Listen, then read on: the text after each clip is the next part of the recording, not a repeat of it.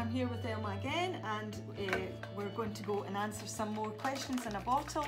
So we'll see what we've got this time, Elma. Okay, thank you very much, Michelle. And maybe just before I sort of mention what the questions are or talk through these questions, I'd just like to say thanks to everybody that's participated in this. It's really good to know what's going through people's minds and what you're thinking about and what questions you have. So thank you all very much for everyone who did put a question in. So, first question just now is, do you think that NEC will ever offer permanent positions to modern apprentices once they have completed their apprenticeships? Brilliant. We do offer permanent positions, but maybe if I just highlight that over the last 4 years we have recruited 362, I think, modern apprentices, and about 30 to 35% of them get jobs or have managed to get jobs, and we're still working through last year's, so we haven't completed that yet. So at least 30-35% will get jobs with the council. However, a lot of them also go on to either do more training, so they'll go on to college or university, or they will get jobs with other organisations. So what they get is a really, really good grounding for the next phase of their working life.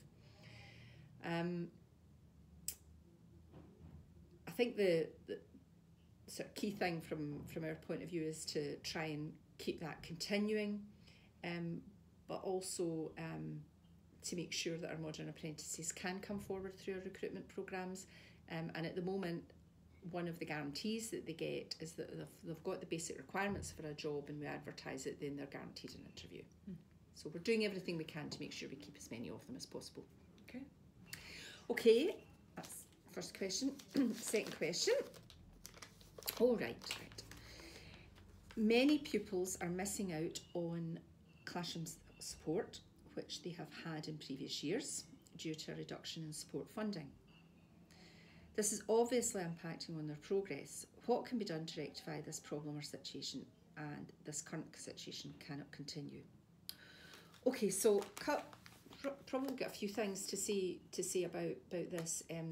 The first thing is that our performance, our pupils' performance, not the council's, but the pupils' performance has been growing year on year for a number of years now, in terms of their attainment levels. And we, over the last 5 years, we have closed the poverty attainment gap by at least 10%. It might be slightly more than that now. So that's been a really, really good improvement. What we have been working hard to do, though, is to recognise that how young people learn and what support they need is not just about what happens in the classroom. It's about taking a whole counselling approach, and indeed even wider than that, where colleagues from health have a huge role to play in helping young people to achieve their full potential. And so an example of that would be some of the work that we do in our early years with our health visitors, working with parents around nurture, and encouraging new mums, for example, to breastfeed, because the attachment that creates then between parents and their children is immense and can make a huge difference to how young people learn. But we also do things to support our teachers. So our Professional Learning Academy have been doing a huge amount of work with a lot of our teachers over the last few years to help them adopt and to take forward new and different ways to learn into the classroom. And just in the last 2 or 3 weeks, I've been out visiting some of our schools and I actually see that happening in the schools, and I see how the kids are responding to these different ways of teaching, and they're loving it, absolutely lapping it up. So this is not just about classroom assistance and classroom support. It's about taking a much wider and more strategic approach, and at the moment the evidence that we're getting is supporting the approach that we're taking. Okay, and our final question for now is, dearest Elma, oh that's really polite.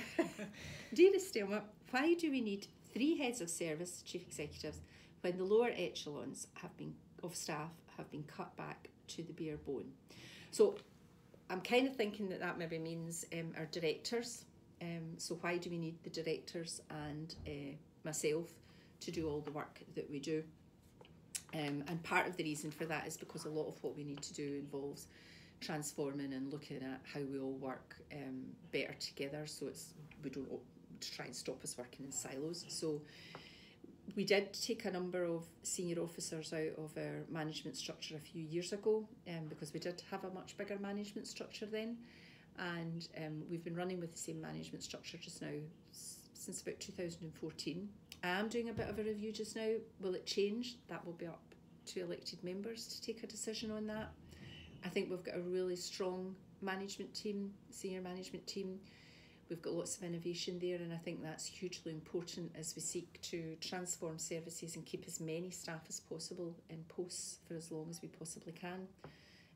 Because I know all the good work that goes on out there, and I know how hard all of our staff work and how creative they are. And you've got a really strong senior team that help you. And if you're wondering, I suppose, I think, and I would need to go and check this, but I think we have our management costs, our senior team costs are something like 0.4% of our overall staffing budget, so it's not a significant amount at the moment. Okay, thanks, Anwa. Hopefully we can recirculate the bottle and get some more questions, if that's okay. Well, absolutely, keep them coming. Okay, no problem. Thank you.